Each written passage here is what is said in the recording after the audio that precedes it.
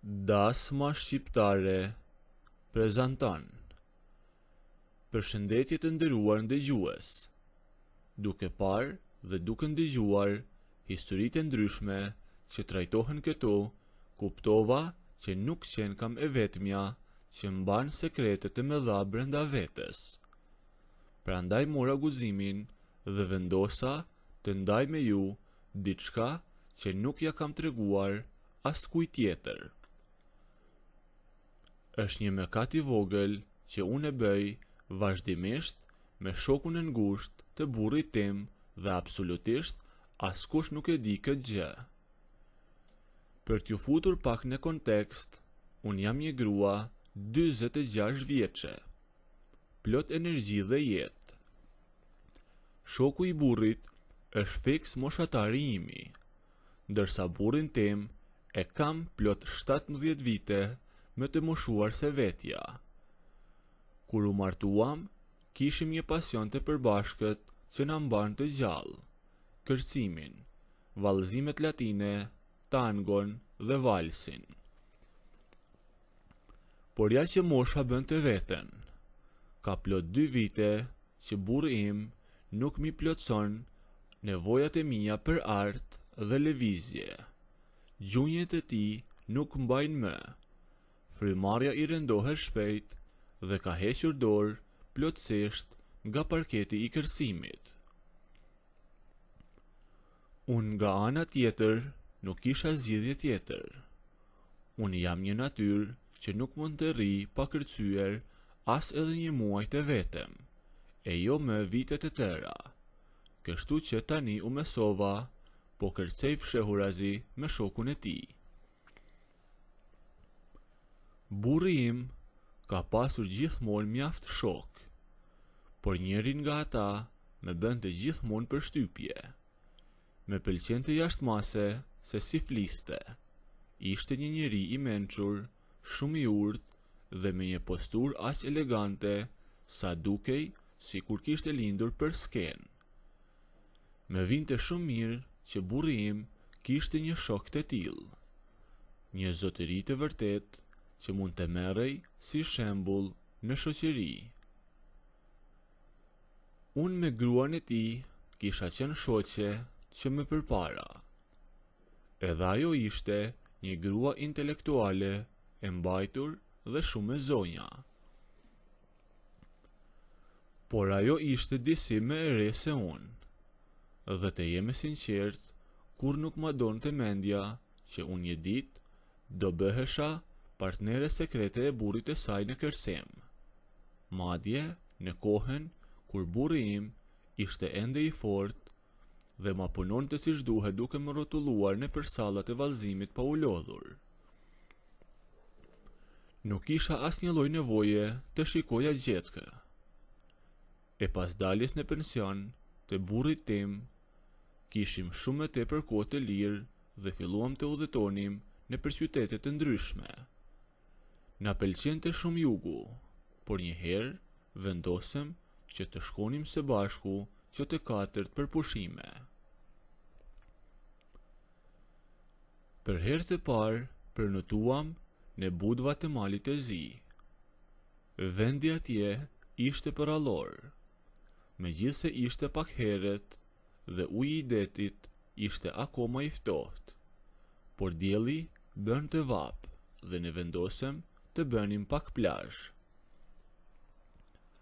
Dhe pikërisht aty filloi gjithçka. Duke qenë se në plazh e kisha tërë ditën para syve shokun e burrit, duke parë trupin e tij të stërvitur dhe energjinë që kishte, filloi të më pëlqente akoma dhe më shumë si partner i mundshëm kërcimi. Dhe nuk kisha faj, ai ishte moshatari imi. E lakmoja patjetër atë lloj dinamike, sepse burrin tim tashmë e kisha shumë më të plakur dhe e shikoja që mezi este në rerë. Ndërkohë që burrat tanë bënin not dhe sfidonin dallgët e ftohta, unë dhe shoqja ime rrinim aty, të shtrira rehat në hijen e çadrës. E nisa unë muhabetin e para. Fillova ta pyesja se si i kishin punet me provat e kërcimit mes tyre. A ushtroheshin shpesh bashk? Shoqja ime nuk hezitoi fare të më tregonte çdo gjë me detaje.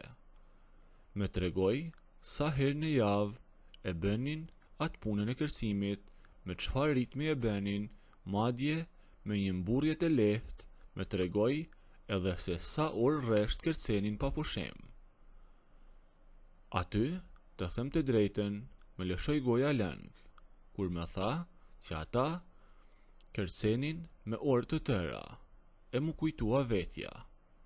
Unë isha mësuar vetëm me 10 minuta muzik, e pastaj kryimi lodhej duke kërcyer, ulej në karrige duke pir ujë e duke fshir djerset, dhe nuk ngrihej më. Bisedua me shoqen time pothuajse tërë ditën për magjinë e tangos dhe valsit, dhe në fund fare më tha: edhe sonte kemi ndërmend të bëjmë një seancë të gjatë provash në dhomë. Nëse do, eja në ndëgjo prapadere të mësosh ndonjë hap të ri, me që dhomat i kemi të ngjitura. Por të nderuar ndëgjues, nuk pata nevojë fare të shkoja prapadere. Si për inatin tim, atë natë muzika nga dhoma atyre ushtonte aq shumë bashkë me të qeshurat e saj, e përplasjet e takave në parket dhe zërat inkurajues, sa që dëgjohej çdo gjë deri në thellësitë të dhomës sime. Pasi përfunduam plazhin dhe pushimin e pasdites, shkuam secili në dhomat e veta që të bëheshim gati, sepse kishim planifikuar të dilnim për darkë në një restoran tradicional Buzdetit. Burri im u fut të bënte dush dhe fiks në atë moment filluan të dëgjohen zërat e saj nga dhoma tjetër.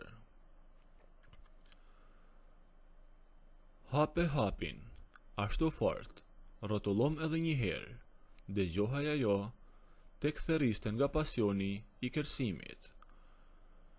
Gati po çmendej e gjora nga lumturia, por në fakt e gjora e vërtet isha unë. Unë që isha ulur në buzë të krevatit tim, e bërë si speci kujt nga inati që nuk isha unë në vendin e saj duke kërcyer ashtu. Ata u vonuan shumë. Provat e tyre kishin zgjatur aq shumë sa që i prita derisa u bën gati. Pastaj zbritëm të gjithë për të darkuar së bashku gjatë gjithë darkës. Kjo shoqja ime më shikonte tërkohes me një buzëqeshje djallëzore.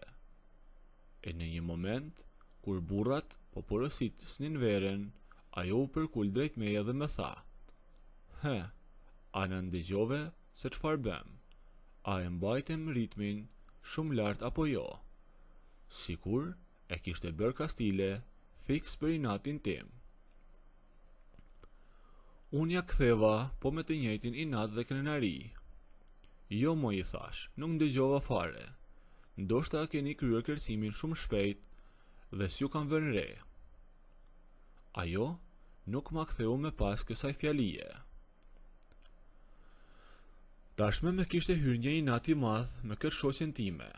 E ndava mendjen që aty për aty, nëse do të kisha qoftë edhe një mundësi të vetme, do të bëja gjithçka që burri i saj të provonte hapat e mi të kërcimit. Do t'i tregoja unë se kush ishte mbretëresha e vërtet e skenës. Në Budva qëndruam edhe 2 ditë të tjera, dhe çdo pasdite pas plazhit vazhdonte fiks e njëjta gjë. Ata të dy ushtroheshin e kërcenin në dhomë sikur të ishin martuar dje. Kurse unë mundohesha të pakten të hidhja ndonjë vështrim burrit të saj kur dilnim jashtë. T'i jepja ndonjë sinjal. Doja t'i bëja me dije që po t'i mbushej mendja për të provuar një partnere të re për koreografi mua do me gjente aty, krah hapur dhe gati. Dhe e dini se çfarë? Edhe ai filloi të ma kthente me ca shikime plot interes. Doshta edhe ati kishte mbetur merak aftësia ime e dikurshme në kërcim. Por sa ishim në Budva? Nëse doni të ndëgjoni pjesën e dytë dhe të ndëgjoni se si kërceva me burrin e saj, bëjni videon like dhe subscribe.